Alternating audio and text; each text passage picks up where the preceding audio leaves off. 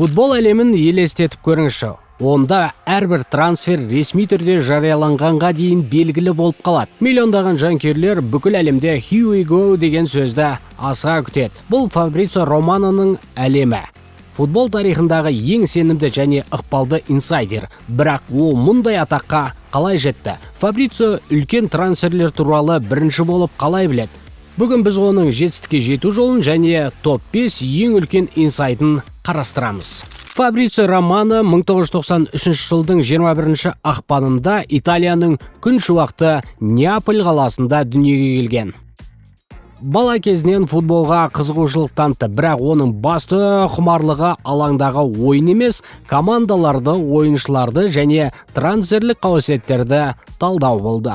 Оның отбасы туралы көп ақпарат жоқ, бірақ дәл солардың қолдауы оны футбол журналистикасы әлеміне жетеледі. Оның мансабы кездейсоқ трансферлік ақпараттан басталды. 18 жасында ол Миланға көшіп, Sky Sport Италияда жұмыс істей бастады. Фабриционың алғашқы үлкен инсайды 2011 жылы Мауро Икардидің Барселонадан Сампдорияға ауысуы болды. Осы сәттен бастап агенттермен, клубтармен және ойыншылармен байланыс орнатып, оның беделі қарқынды түрде өсті. Бүгінде Фабрицио жай ғана журналист емес, миллиондаған жанкүйерлер үшін ең басты ақпарат көзі. Оның твиттері интернетте клубтардың ресми мәлімдемелерінен де жылдам таралады. Фабрицио тәуелсіз жұмыс істейді және әлемдегі ең ірі медиамен серіктестік орнатқан. Оның негізгі табыс көздері үздік басылымдар мен келісім-шарттар, эксклюзивті контентке ақылы жазылымдар, әлеуметтік желілердегі жарнама, YouTube пен Twitch-тен түсетін табыс. Әртүрлі деректерге сүйенсек, оның жылдық табысы $2 миллион асады. Фабрицио Романоның ең үлкен 5 инсайды. Бірінші, Криштиану Роналдоның Манчестер Юнайтедке оралуы. Барлығы Роналдо Манчестер Ситиге өтеді деп ойлап жүргенде, Романо оның MU-ге оралатынын бірінші болып растады. Екінші, Лионель Мессидің Барселонадан кетуі. 20 жыл ішінде алғаш рет Месси клубтан кетті және бұл туралы да Фабрицио бірінші болып мәлімдеді. Үшінші, Эрлинг Холландтың Манчестер Ситиге ауысуы. Бүкіл Еуропа Холландтың қайда баратынын болжап жатқанда, Романо бұл сұрақтың жауабын әлде қашан білген. Төртінші, Джуд Беллингемнің Реалға өтуі.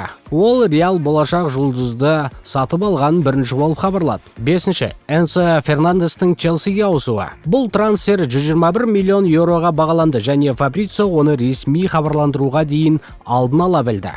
Кумирі және жұмыс стилі.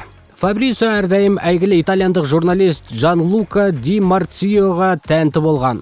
Ол дәл осы адамнан жылдамдықты, нақтылықты және адалдықты үйренді. Таңқаларлық факт. 2021 жылы трансферлік терезе кезінде Фабрицио 6 сағаттық тікелей эфир ұйымдастырды. Түнгі 3-те ол Жюль Кюнденің трансфері туралы бірінші болып хабарлады. Бұл жаңалықты әлемдік бақтан бұрын жеткізді. Еске сала кетейік, осыдан бір ай бұрын біздің жас талантымыз Дастан Сәтбаев лондондық Челсиге ауысайын деп жатыр деген ақпарат шыққан сәтте елімізде бірде-бір бақ өкілі ресми ақпарат бермеп еді. Бірнеше күннен соң Фабрицио өз парақшасында Дастан Сәтбаев енді ресми түрде Челси ойыншысы деп жазғанда, бірден бүкіл әлемдік ақпарат көздері осы жайлы сайрай бастады. Мінекей осыған қарап Фабрицио Романоның әр сөзі қаншалықты құнды екенін білеміз. Футбол легендаларының пікірлері. Фабрицио сенуге болатын адам. Романо "Here we go" деген кезде біз оның шындық екенін білеміз. Ол клубтардың өзінен де көп біледі. Бір Инстаграмның өзінде 34 миллион белсенді аудиториясы бар. Фабрицио біраз танымал футболшылардан да артығырақ екенін көреміз. Соған қарағанда футболды жақсы көретін біраз жандар оны кумир көріп, болашақта Фабрицио сияқты спорт инсайдері болғысы келетіндер де аз емес секілді. Фабрицио Романо жай ғана журналист емес, ол трансфер әлемінің аңызы. Оның твиттері күннің басты жаңалығына айналады, ал беделі мінсіз. Ал сіз Фабрицио Романо туралы не ойлайсыз? Оның қай инсайды сізді ең қатты таңғалдырды? Пікірлеріңізді төменде қалдырыңыздар.